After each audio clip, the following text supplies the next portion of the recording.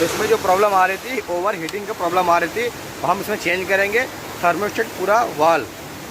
ये पंखा चल रहा है, उसके बाद भी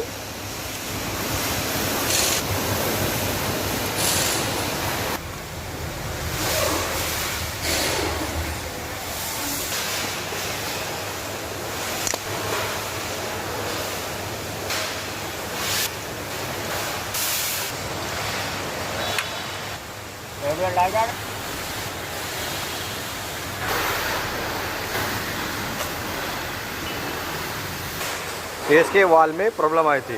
ये थर्मोस्टेट जो वाल है ये फंसा हुआ है, ये फंसा हुआ है, ये वो पूरा डायरेक्ट है। इसी से प्रॉब्लम आ रही थी, ओवर हीटिंग की साइन आ रहा था।